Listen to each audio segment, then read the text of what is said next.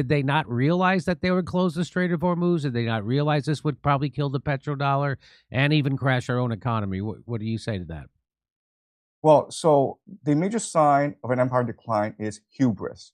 When an empire was capable of self-reflection, when an empire recognized the strategic capabilities of its adversaries, an empire would not decline because an empire would engage in innovation, would engage in the self-reflection that was necessary to maintain the empire.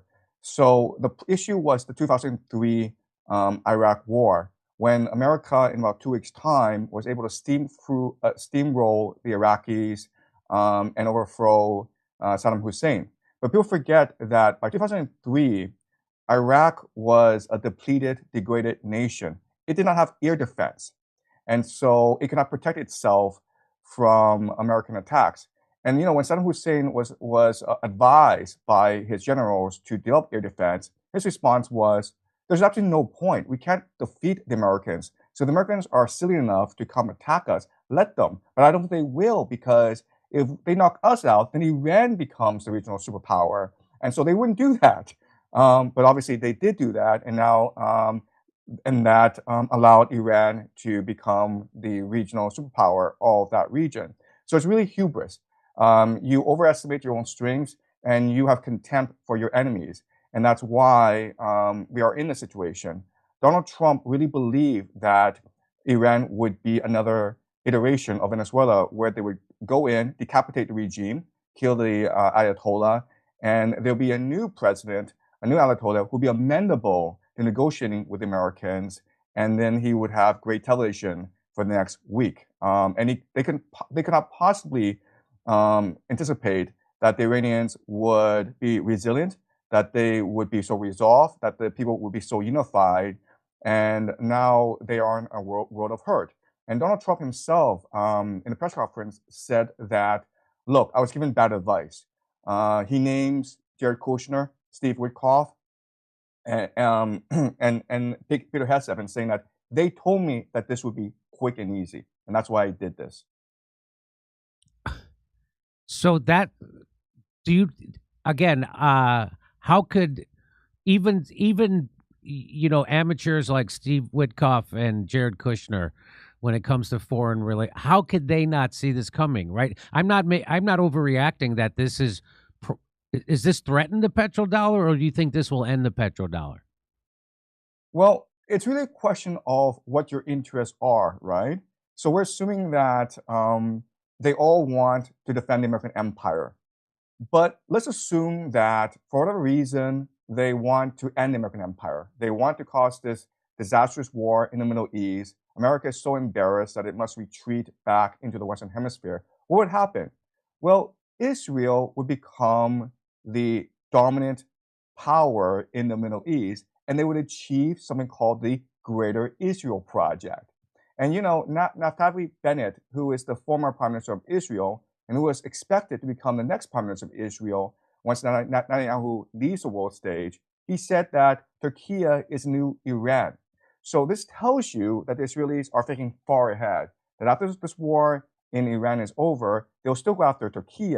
Why? Because in the Greater Israel Project, which is what they believe that God promised their ancestor Abraham, they will have control from all the Middle East, from the Nile to the Euphrates. That includes Iraq. That includes Turkey. That includes parts of Saudi Arabia. That includes parts of Egypt. So it's really a question of what.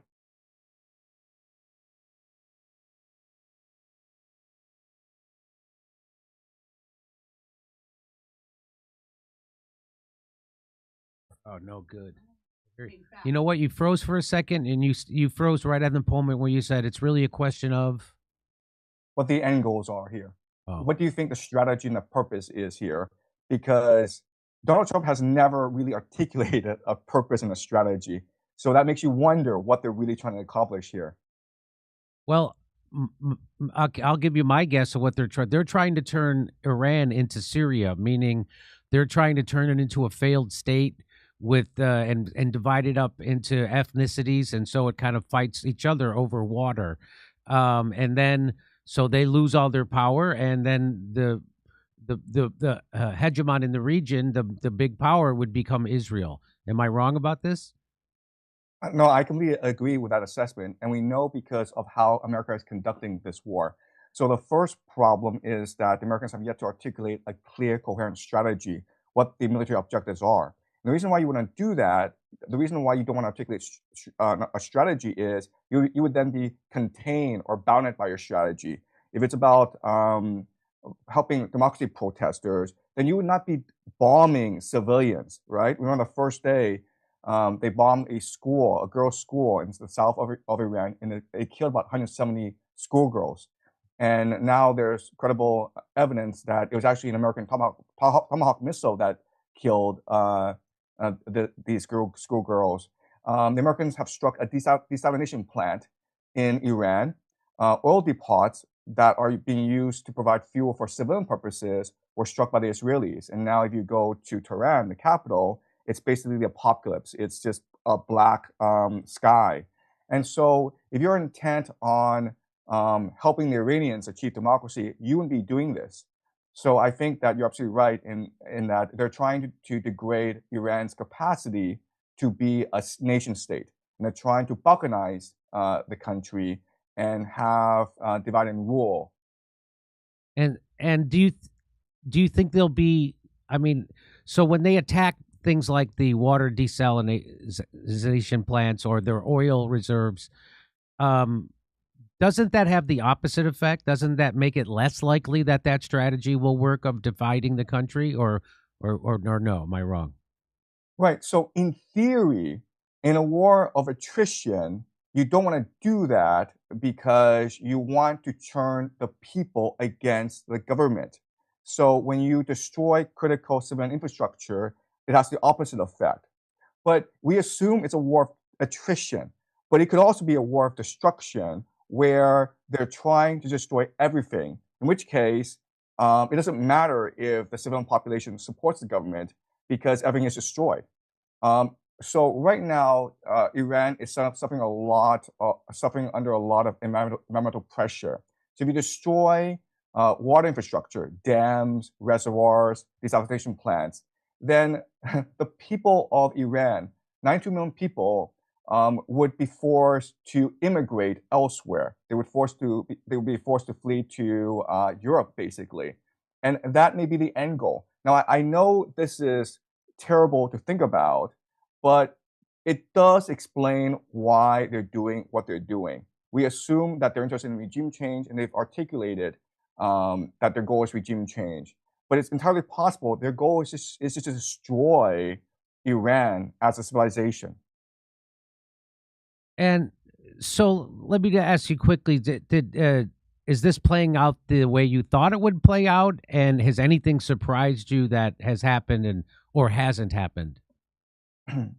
This is not turning out the way I thought it would turn out, because if you go back to the 2003 Iraq War, even though they were intent on regime change, they still went through the bureaucratic protocol process of trying to win public support, of providing evidence of weapons of mass destruction.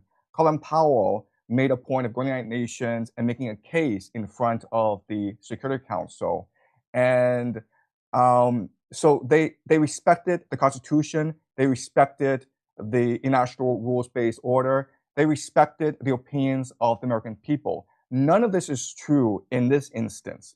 The vast majority of American people were against this war to begin with, and they're still opposed to this war. There's already rumors of America using ground troops.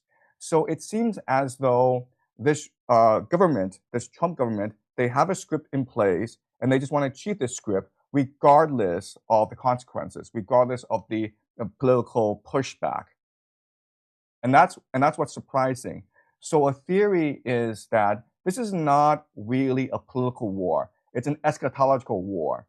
And we know, and we can suspect this because there's been complaints about this American commander who told his soldiers to be not afraid of this war because this is a war willed by God. This is all part of God's divine plan. And Donald Trump is just a tool, a mechanism in order for God to achieve the end of the world to bring back Jesus and usher in the Messianic age. And we just look at how the Israelis are behaving. If we just look at how these Christian Zionists are behaving, how Peter Hegseth is behaving, that is perhaps the ultimate purpose of this war in Iran. So you think that the ultimate purpose for people like Pete Hegseth and let's say Benjamin Netanyahu, do you think the ultimate purpose is the end of the world? So is that really what you're saying? Did I hear that right? Yes, unfortunately, I am forced to come to this conclusion just based on how the war is being conducted at this point. Because again, from a military political perspective, it doesn't make any sense. The Donald Trump has absolutely made no effort to present credible evidence that Iran is a threat to the American people. In January, he talked about how the government in Iran was killing protesters. And that might have been a legitimate reason, but we never heard anything about this again. During the State of the Union address, he said that he will never allow Iran to achieve a nuclear weapon. And both the Democrats and the Republicans applauded this. But now he doesn't talk about that as well. So it's very confusing as to what he wants. But so we're just forced to assume that maybe there's a deeper, more evil, more insane plan going on. And the Christian Zionists are very powerful people in America. And so what they want to do is this.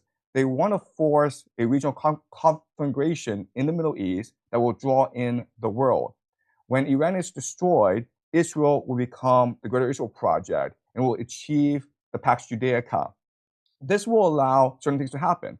For example, they will be able to destroy the Al-Aqsa Mosque, which is the third holiest site in the Islamic world, and build Solomon's Temple, rebuild Solomon's Temple, the third temple.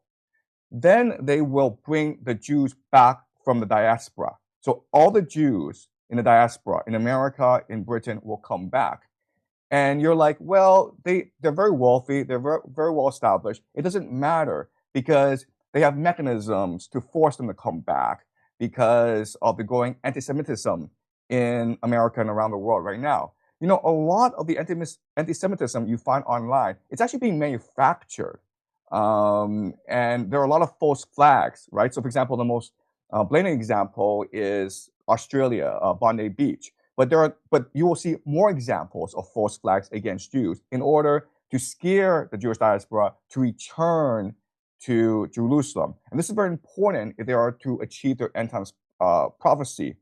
And once the Jews are able to build the Greater Israel Project, once they achieve the third temple, and once the Jewish diaspora return to Jerusalem, then this will initiate something called the War of Gog and Magog, where the entire world attacks and marches against Jerusalem. And people can speculate as to what the War of Gog and Magog will be about. But if you just look at what these Christian Zionists are saying online, they believe that Gog and Magog are Russia and Persia, right? A combination of the Orthodox world and the Islamic world will march against Pax Judaica. And at the worst of times, when all hope seems lost, that's when God will intervene to save his chosen people, the Jews. And that means the return of Jesus and the coming of the Messianic age. According to Christian Zionists, the moment that Jesus returns, there will be the rapture, where they'll all ascend to heaven before the final battle commences. And so what they're really trying to do is they're trying to accelerate the end times to force God's hand and usher in the Messianic age. And they believe that that's the true test of your faith. How willing are you act? How willing are you willing to act in order to achieve God's divine plan?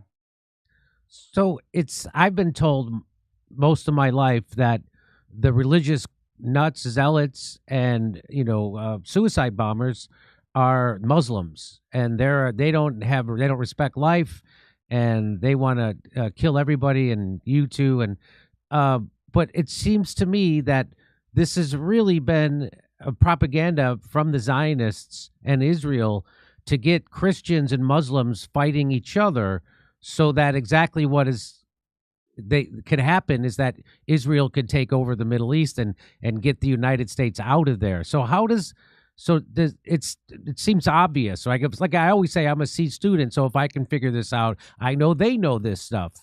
So how does the United States not know that Israel really wants them out of there? How do they not know that Israel really wants us fighting their wars with Muslims and that they're really not our enemy because they weren't? How does this again, like if I know this, how do they not know it? And why would Donald Trump and everybody right now who's in charge of things, who's people who are above Donald Trump, why would they allow us to be kicked out of the Middle East like that and give it over to Israel? Right. So I think the main reason is that these religious fanatics have spent centuries planting the seeds, embedding themselves into power so that they would control all levels of power in the Western world. So let me give you an example of this. It's always been assumed that Jeffrey Epstein was a Mossad agent responsible for a honeypot operation on his island. Bill Gates, Bill Clinton would go and he would film them in compromising positions, and then he would blackmail them. But if you actually read the Epstein emails, what you would recognize is that he wasn't actually doing blackmail. In fact, these very famous, powerful people like Bill Gates, Elon Musk, they were trying to become his friend. Bill Gates was asked, why were you hanging out with Jeffrey Epstein? And Bill Gates' response was, well, I was trying to get money from him for my foundation. And that sounds kind of weird. Like you're the richest man in the world. Why are you begging Jeffrey Epstein for money? And the answer is that because Jeffrey Epstein was an operative for a very powerful organization. The emails don't tell us what the organization is, but look, he was involved in Libya. He was involved in the great financial crisis. He seemed to have a pulse of all geopolitical events. And he said that, you know what, if we can anticipate geopolitical events, we can make a lot of money. But that can also mean that if we can manipulate geopolitical events, we can make a lot of money. There are rumors that he was somehow involved in 9/11 as well, because we only have access to at most 50% of his emails. Then you ask yourself, what organization would he represent?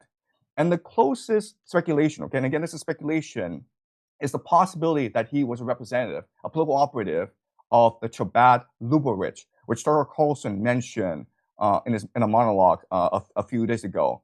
Chabad Lubavitch has been around for a couple of centuries, and they are messianic Jews who want to usher in the end times. And another piece of evidence to suggest that Chabad Lubavitch is very powerful is that Jared Kushner, the son-in-law of Donald Trump, he is a Chabad Lubavitch family. His entire family is part of this movement based in Brooklyn. And what is Jared Kushner doing now? Well, he and Steve Witkoff are Trump's envoys to peace in Ukraine, right? Then they went to Russia to negotiate peace with Putin. Then they went to Ukraine to negotiate peace with Zelensky. They're very close to Netanyahu. And during these Iran negotiations, they were Trump's peace envoys. But during the negotiations, Steve Witkoff went on TV and said that he suspects the Iranians are a couple of weeks away from weapons-grade uranium enrichment, which for him is to say that the Iranians are negotiating in bad faith. So he wasn't looking to reach an agreement with the Iranians. He was looking to sabotage, torpedo negotiations. And so is it possible that Jared Kushner and Steve Witkoff, they are trying to manipulate geopolitical events in a certain way that achieves their eschatology, that they are operatives of religious individuals, and there's a script in place, and they're just the actors in this script. So the Chabad Lubavitch movement is something that we can look at. Also, the Freemasons, right? Because the Freemasons are the ones who control the national security apparatus in America. And a third of US presidents have been Freemasons. The most famous Freemason, of course, was Harry S. Truman. He was a 33rd degree Freemason, the highest level of Freemason. He was the 33rd president of the United States. And he was the one who ordered the dropping of nuclear bombs on Hiroshima and Nagasaki, which sit on the 33rd latitude. So are all these coincidence? I'm not really sure, okay? But it seems as though there are very powerful people who are extremely religious, and they believe that they've uncovered God's plan. And they are patiently, methodically embedding themselves into power so that they can achieve their eschatology. And they feel as though this is the moment. This is the moment we've been waiting for 500 years. And another 5-10 years, and we will have achieved our plan. And that's why we see so much anxiety in the world. That's why we see so much desperation in the world right now. And so, can you? What is the so? If Kushner and Witkoff are negotiating with Russia and Ukraine, and also with Iran and Israel in the Middle East, and they are part of this Chabad Lubavitch, which wants to bring about the end times. Tell me the connection then between Russia and Ukraine and what's happening right now with the Israel, United States, and Iran. Okay, so again, this is speculation. But one possible connection is this. The war in Ukraine was started in order to initiate World War III, in order to compel, force an American response, right? Because if the war in Ukraine is successful, then Russia would control 1/3 of the world's carbohydrates and much of the world's energy resources. Another thing that's very important is that the war in Ukraine would severely damage the European economy. And you could argue from a conspiratorial perspective that was intentional. Why? Because in the Chabad Lubavitch eschatology, Europe is a great enemy. Why? Because if we go back 2,000 years, the Jews and the Romans were great adversaries. And so the Romans need to be destroyed. They need to be avenged because it was the Romans who destroyed the Second Temple. And who are the heirs and the ancestors? The descendants of the Romans? Western Europe, right? So you see this massive influx of Islamic refugees into Western Europe. That's causing a lot of social disunity, a lot of social conflict. And you ask yourself, were they really that silly as to not know that these millions and millions of Muslim immigrants would destroy their social fabric? Okay, so again, this is all speculation, all right? But that's a connection between Ukraine and this eschatology. Now, because of this war in Ukraine, the Americans are forced to respond by invading Iran. There's another connection in that Turkey So wait, are you? Can I just stop? Are you saying Sure. that part of the calculation for the United States to attack Iran was the fact that Russia is winning the war in Ukraine? Yes. Those are connected? Right. So let me explain. For 200 years, the Anglo-American Empire had a very basic understanding of the world. The Anglo-American Empire is low population, the rest of the world is high population. So how do you maintain your empire throughout the entire world? Well, you do so by controlling sea lanes for trade purposes. But what this means is that you can never allow a power to emerge in Eurasia that could unify the Eurasian continent and create a trade bloc that is continental and which can negate Anglo-American sea power. Okay, this is called the Mackinder thesis.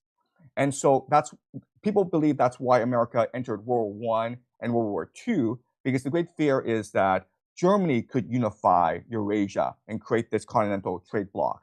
And so Anglo-American Empire is heavily invested in creating as much disunity, chaos, and conflict as much as possible in Europe and in Asia. So if Russia is able to conquer Ukraine and Russia is able to control carbohydrates and energy and resources, then what Russia can do is then have a trade bloc agreement with Iran and China. And that would create this Eurasian heartland that would negate American sea power and basically cause the US dollar to collapse in value and this $40 trillion debt that America has, which is blow up in the face. of America, leading to widespread depression and unrest. So the argument is that America invaded Iran in order to make sure that this massive trade bloc between Russia, Iran, and China could not emerge. And that's a very and that's why they had to go in and start this war. So okay, that's still so. But so how does then Venezuela? So do you think Venezuela was because? So how does Venezuela fit into this? Yeah, great question. Okay, so um, so Trump is not actually interested in this eschatology. He himself has a different understanding of the world, which is America first. But America first doesn't mean you end empire. America first just means you change the nature and structure of the empire. So America first means we don't want to involve ourselves in the Middle East anymore. Let's just stick to the Western Hemisphere, the Monroe Doctrine or the Donroe Doctrine, and have control over the resources of the Western Hemisphere. And then we no longer have to deal with the rest of the world. We no longer have to fight these sandbox wars. So and that's why Trump is threatening Greenland, Canada, Mexico, Colombia, Cuba. I mean, it's all part of his larger vision. Venezuela was almost like a trap where maybe these foreign policy hawks, neocons, convinced him to go into Venezuela, and it would be a quick and easy win, and it was. And because it was such a quick and easy win, that made Trump too arrogant. It gave him hubris and believed that, you know what, the American military, Delta Force, they're invincible. So if I can do that in Venezuela, I can do that in Iran as well. So that's why they had to do Venezuela first, to convince Trump that Iran was doable. Another reason why they did Venezuela is at the end of the month, Trump will visit China. And what Trump wants to do is negotiate a grand bargain with China to maintain the current world order, where America is at the top. And so what Trump needs to do is basically economically strangle China in order to force China to concede to American demands. Basically, what America wants is for China to save the US dollar as the world's reserve currency. And you do that if China uses its excess household savings to continue to buy US dollars, which is a Ponzi scheme. So what is the leverage that Donald Trump has over China to get them to go? So is he going to now substitute Venezuelan oil for Iranian oil? What is his leverage? I don't. Right. So before, China was getting its oil from a variety of places. The reality is that China is dependent on oil exports to fuel its manufacturing economy. It imports about 75% of oil. And it was only getting about 1% of its oil from Venezuela. It's getting it's getting about 40% of its oil from the Strait of Hormuz. Okay, so not just Iran, but the entire GCC area, Qatar as well. Now you've cut off a major supply network for the Chinese. Now the thing is, the Chinese are pragmatic. So what Trump will say to the Chinese is, you know, I'm sorry about this war in the Middle East. I'm sorry you've lost your oil, but America can sell you oil. The Western Hemisphere, Canada, America, Mexico can sell you oil. How about that? And in this instance, it's almost a fait accompli where China is forced to say yes, because again, China is pragmatic. China is a nation of business people. And so you think they'll go, okay, well, do whatever you want with Iran, and we'll buy your oil instead? You think that's what they'll do? Well, again, the Chinese are pragmatic and strategic. So yes, they will agree to this deal, but they will also continue to support Iran with the hope that Iran wins this war and then is able to control the Middle East and therefore supply China with oil. Okay, so another way of saying this is that, you know, China could, in theory, get most of its oil supply from Russia, which is an ally. The problem with that is that you set yourself up for long-term risk. Russia could choose to up the price of its oil. Something could happen to Russia, which would disrupt oil supply. Pipelines can be blown up, right? So the Chinese are pragmatic. They want to have multiple trade partners.